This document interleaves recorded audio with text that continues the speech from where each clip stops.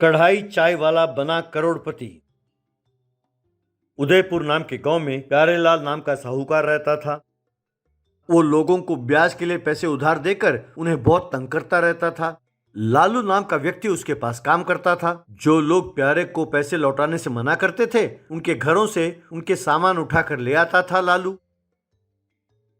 एक दिन लालू प्यारे से, सेठ जी, आप जैसा करोड़पति बनना हो तो मुझे क्या करना होगा? मुझे भी कोई उपाय बताइए ना।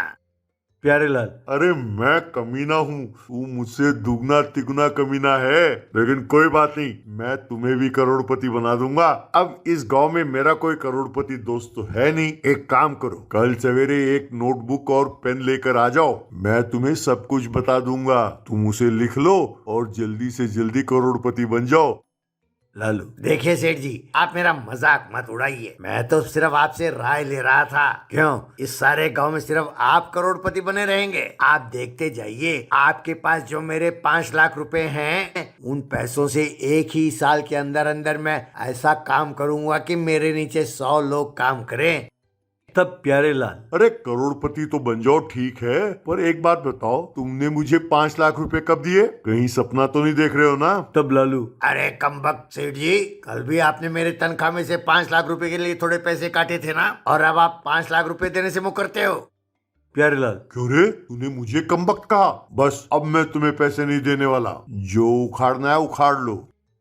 अरे ठगना ही तो पैसे कमाने का पहला असूल है। ये सीख लो कमीने। ये सीखने के लिए फीस मैंने तुमसे 5 लाख रुपए लिए हैं। सीखो सीखो। अरे जल्द से जल्द करोड़पति बन जाओ मेरी तरह।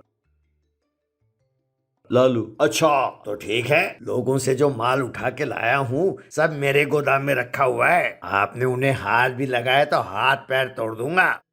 तब प्यारेलाल, अरे तेरे गोदाम में मैंने सिर्फ काम ना आने वाले वस्तुओं को रखा है। कीमती वस्तुएं सारी मेरे घर में ही रहती हैं। तुम्हें जो करना हो करो। अरे मैं तो ठगों का भी ठग हूँ। कहकर अंदर चला गया। बाद में लालू अपने गोदाम गया। वहां अपने दोस्त पप्पू की मदद के साथ उसने सारे सामान बेच डाले।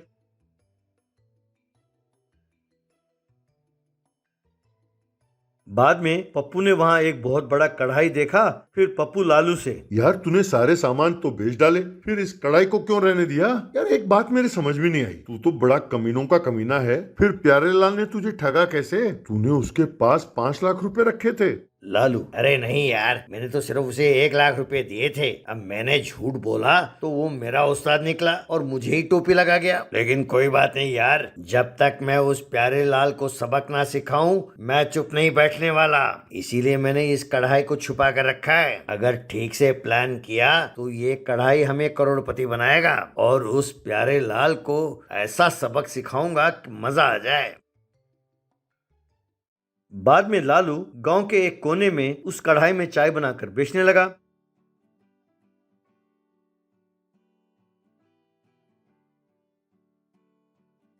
शुरू शुरू में कोई उसके दुकान पर नहीं आता था। तब लालू ने कुछ देर सोचा, फिर एक नशीली बूटी को ले आया और उसे चाय में मिलाकर बेचने लगा। लोगों को उस नशीली बूटी की लत लग गई।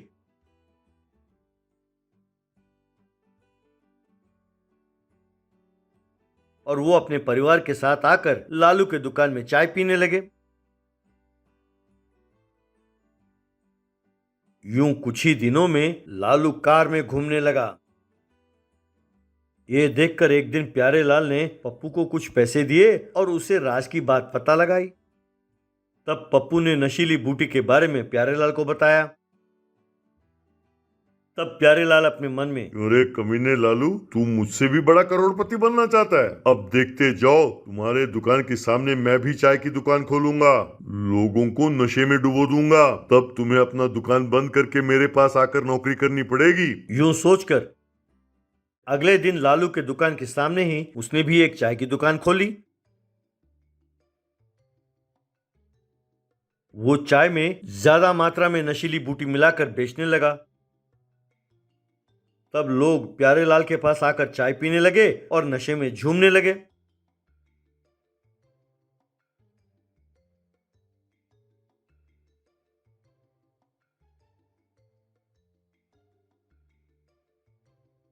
यूं कुछ दिनों बाद प्यारेलाल की दुकान पर एसआई आया। वहां लोगों को नशे में झूमते हुए देखकर एसआई हैरान हो गया।